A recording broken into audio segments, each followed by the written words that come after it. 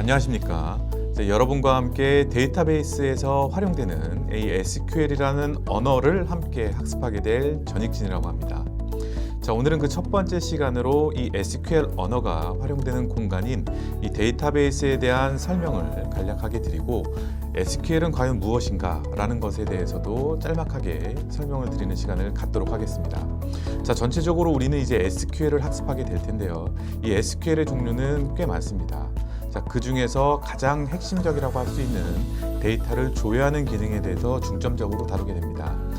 이 핵심적인 조회 기능에 대해서 여러분들이 집계는 어떻게 처리를 하는 것인지, 그리고 그에 따라서 간단한 데이터 분석까지 해서 이번 강의를 전체적으로 구성하도록 하겠습니다. 첫 번째 시간 바로 한번 학습에 들어가 보도록 하겠습니다.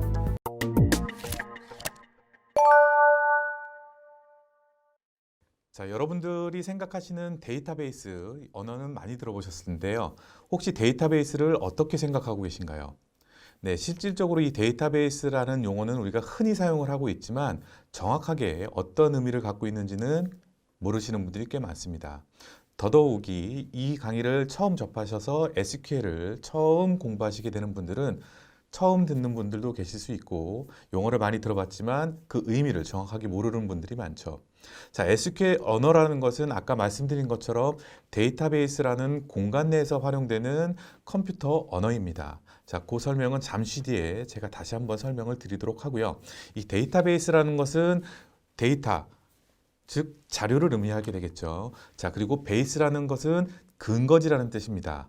이 두 단어를 합치게 되면 자료가 모이는 근거지다라는 설명을 드릴 수가 있어요. 다시 말씀드리면 우리가 필요로 하는 모든 자료들이 저장되어 있는 공간을 데이터베이스다라고 부를 수 있다는 것이죠. 자료가 쌓이고 저장되는 공간은 이제 데이터베이스라는 것을 우리가 알게 됐죠. 그러면 이 데이터베이스라는 공간 내에 우리는 어떻게 해서 자료를 담을 수 있을까에 대한 고민을 해볼 필요성이 있습니다. 자료는 어떻게 저장되고 그것이 어떻게 활용되는가?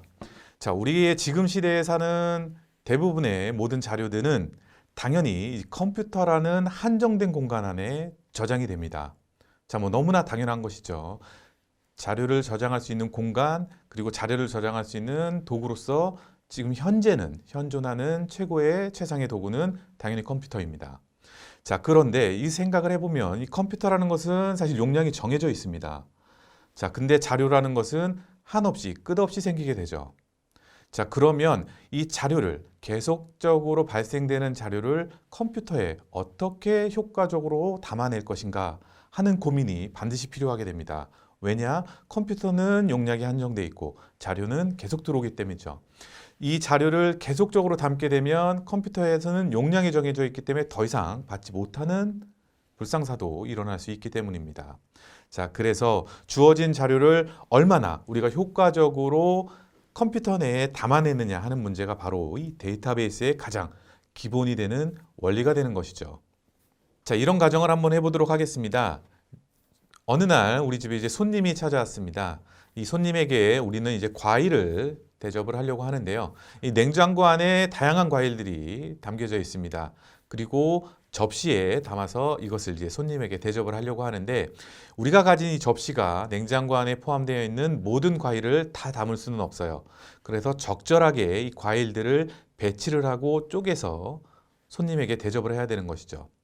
이처럼 모든 과일을 접시에 담을 수 없다면 과일들을 얼마나 효과적으로 접시에 담아서 많은 과일을 그리고 손님에게 다양한 과일을 제공할 수 있을까 하는 그 고민, 그것이 바로 이 데이터베이스가 가지는 가장 기본적인 설계 방법이라는 것이죠.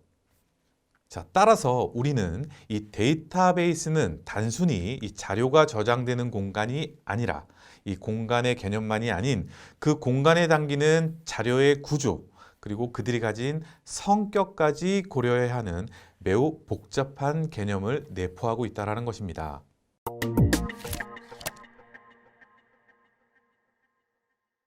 이제 데이터베이스 내에 자료가 담기는 이 구조적인 설계에 대한 방법을 간략하게 한번 설명을 드려볼게요. 이 데이터베이스를 설계하는 과정 중에 단계는 총 세 가지로 구분이 됩니다. 이 개념적인 단계와 논리적인 단계, 그리고 실질적으로 물리적인 공간이라는 컴퓨터에 데이터를 저장하는 물리적인 단계, 이렇게 세 가지로 구분하는데요. 자, 데이터베이스라는 이 컴퓨터 안에 물리적인 공간에 담기는 데이터는 사실은 한정되어 있지 않습니다. 자, 이 현실 세계에 존재하는 모든 것이 담긴다라고 생각하시면 아주 간단하죠. 현실 세계의 모든 것이란 그럼 무엇을 의미하느냐? 자, 일반적으로는 흔히 말하는 사건, 그리고 객체들을 얘기합니다. 혹은 업무상 필요로 하는 모든 프로세스들을 담는다라는 것이죠. 자, 그럼 객체에 대해서 한번 중심으로 해서 설명을 한번 드려보도록 할게요. 자, 객체라는 것은 특정한 사물입니다. 자, 저 역시도 사물이죠. 자, 지금 여러분들에게 설명을 드리고 있는 전익진이라는 이 사람을 컴퓨터에 담는 과정을 한번 생각을 해보겠습니다. 자, 이 전익진이라는 사람이 컴퓨터로 저장이 된다? 조금 우스운 얘기일 수 있지만 실제 우리는 저장을 하고 있죠. 여러분들이 회원 가입을 한다. 여러분들의 객체 자체가 컴퓨터로 저장이 되는 것이죠. 자, 바로 이 객체가 가지는 속성들을 파악하는 것이 바로 개념적인 구조를 설계하는 것입니다.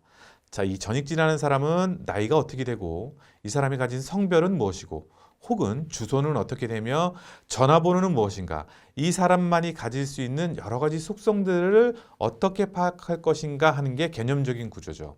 자, 또 하나, 자, 이러한 객체들이 발생시키는 이벤트나 사건들도 데이터베이스에 저장이 돼요. 예를 들어 보겠습니다. 자, 저는 학생입니다. 자, 제가 시험이라는 것을 보게 돼요. 자, 그럼 시험이라는 것은 하나의 사건이 발생을 한 것이죠. 자, 이 시험이라는 사건 자체도 실질적인 객체는 아니지만 데이터베이스에 저장이 되게 되겠죠. 자, 그리고 이 시험을 통해서 저는 특별한 성적을 받게 됩니다. 이 성적 역시 발생한 이벤트, 데이터베이스에 저장이 된다는 것이죠. 자, 이러한 것들을 구조적으로 어떤 특성들을 파악할까 하는 것이 첫 번째 개념적인 구조가 되겠고요. 이러한 개념적인 구조를 설계하고 나면 이것을 논리적으로 실제 이 사람이 가진 나이는 몇 살, 요 나이에 대한 표시를 우리는 어떻게 표시할까? 주소는 어떤 식으로 표시를 할까? 논리적으로 설계해 나가는 것이 바로 논리적 구조 단계가 되겠고요. 이러한 논리적 구조 단계가 다 거치고 완성이 되면 최종적으로 우리가 컴퓨터에 어떻게 효과적으로 담아내는지 자료의 타입이나 크기 등을 설정하는 물리적인 구조 단계를 거쳐서 데이터베이스에 자료가 들어가게 되는 것이죠. 자, 다시 설명을 드리면 총 3단계를 거친다고 말씀드렸어요.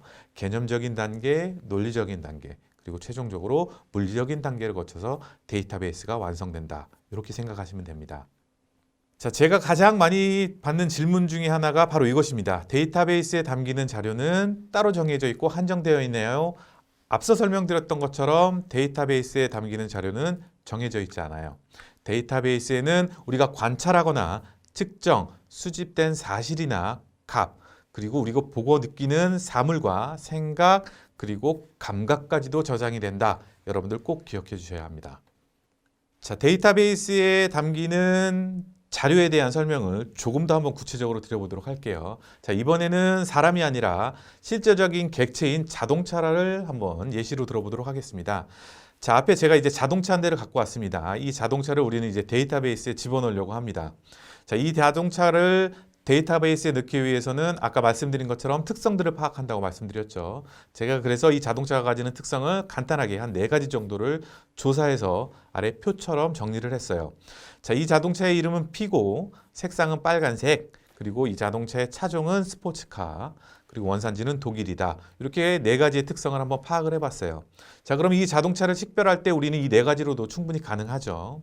자, 이것을 가지고 데이터베이스에 집어넣게 되는데 대상의 특성을 뽑고 그 특성에 맞는 값을 입력해서 앞서 보셨던 것처럼 특별한 테이블, 표로 정리를 하게 되죠. 자, 이것이 가장 기본적인 데이터베이스의 저장 방식이 됩니다. 다시 설명을 드리면 특성을 뽑아서 그 특성에 맞는 값들을 채워나가서 특정한 표, 테이블을 만들어서 저장한다. 이것이 데이터베이스의 가장 단순한 저장 방식. 자, 이 테이블은 그러면 행과 열로 구성이 되게 되겠죠. 자, 행은 대상들이 갖는 실제적인 값을 의미하게 되겠고, 열이라는 것은 이 해당 값들이 속해 있는 특성, 다른 말로 속성을 의미하게 되는 것이죠. 자, 우리가 아주 간단한 저장 공간으로 활용하는 엑셀이 바로 이 테이블 구조로 되어 있습니다. 바로 행과 열로 구성이 되어 있다는 것이죠. 자, 이제 앞서 설명드린 것처럼 대상을 우리는 객체라고 부릅니다. 흔히 데이터베이스에서는 엔터티라고 부르게 되는 것이죠.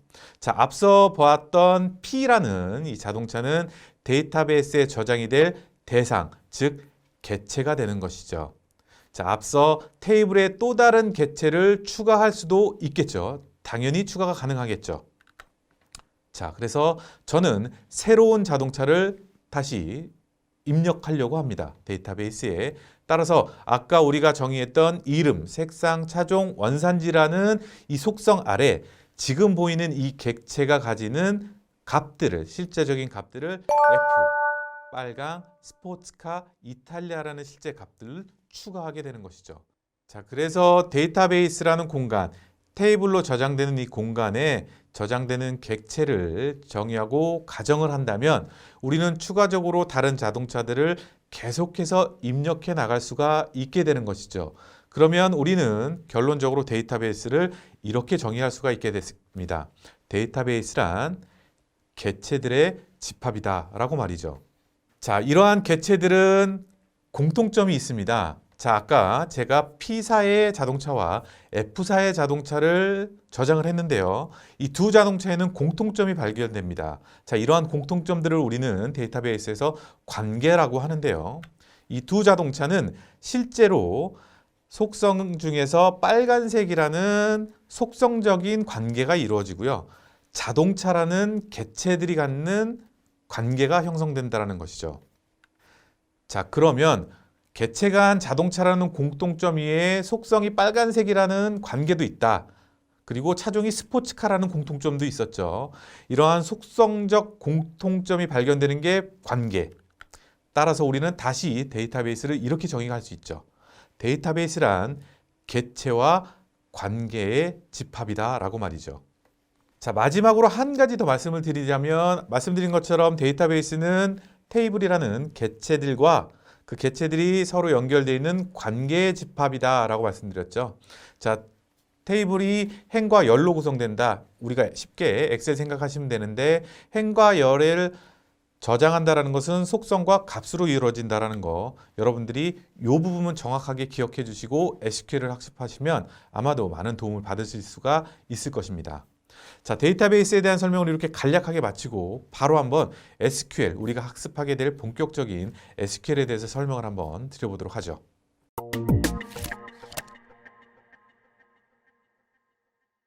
자, SQL의 개념적인 설명부터 한번 간략하게 드려보겠습니다. 자, SQL은 1974년으로 거슬러 올라가게 됩니다. 이 IBM에서 Secure Structured English Query Language라는 것을 처음에 공표를 하면서 이것이 현재 SQL로 진화했다라고 보는 견해가 보편적입니다.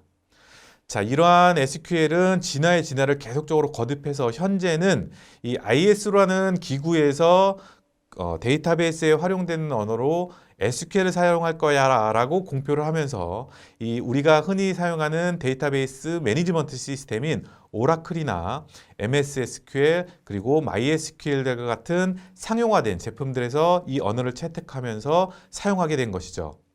자, 그러면 구체적으로 SQL이 무엇이냐? S는 Structured의 약자입니다. 그리고 Q는 Query라는 것이고요. 자, L은 Language입니다. 자, 우리말로 하게 되면 구조화된 지리어라는 것이죠. 자, 즉 마지막 L, 랭귀지, 이 즉 다시 말하면 언어라는 이야기가 되는데요. 우리가 흔히 컴퓨터 프로그래밍 언어 하면 생각나는 자바나 C++ 등과 같은 동일한 언어에 속한다라는 것이죠.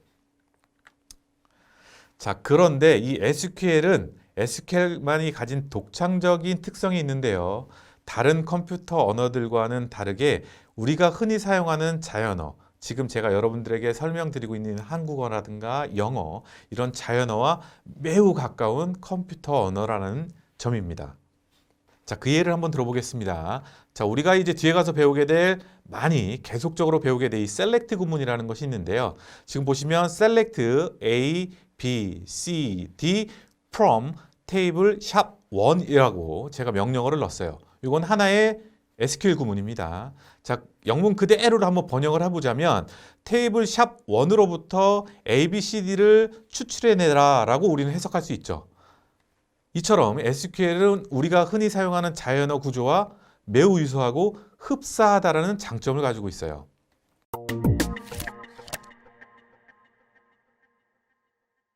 자, 이렇게 아주 자연어와 흡사한 SQL의 종류에 대해서도 우리가 간단하게 살펴봐야 되겠죠. 왜냐? 우리는 SQL을 학습해야 되니까 무엇을 학습하는지는 그 종류를 알아야 되니까요. 자, SQL도 사실은 이 DBMS, 이 데이터베이스 매니지먼트 시스템의 약자인데요. 아까 말씀드린 오라클이나 MS SQL이 가장 대표적이죠. 이 오라클과 MS SQL도 독자적인 형태로 사실 발전하고 있습니다. 자, 대표적으로 오라클에서는 PL/SQL이라고 부르고 MS SQL이라고도 하는 MS SQL에서는 TSQL이라고 부르기도 하죠. 자, 그런데 이 두 공통적인 오라클과 MS SQL에서도 공통적으로 적용되는 SQL 언어가 있는데요. 바로 그것이 ANSI SQL이라고 합니다. 자, 우리가 배우게 될 대부분의 SQL은 바로 이 ANSI SQL이 되고요. 오라클이 됐던 MS SQL이 됐던 실질적으로 프로페셔널 SQL러가 되지 않는 이상 우리가 사용하는 범위는 대부분이 이 ANSI SQL이 됩니다. 자, 오라클의 PL SQL은 오라클 내에서 사용되는 특수한 언어입니다. 자, 오라클이 범용 DBMS에서 한때 가장 점유율이 높았기 때문에 사실 전문적으로 이 SQL을 한다라고 하면 보편적으로 접근하는 언어가 ANSI SQL은 기본적으로 가고 이 PL SQL을 다루게 되죠.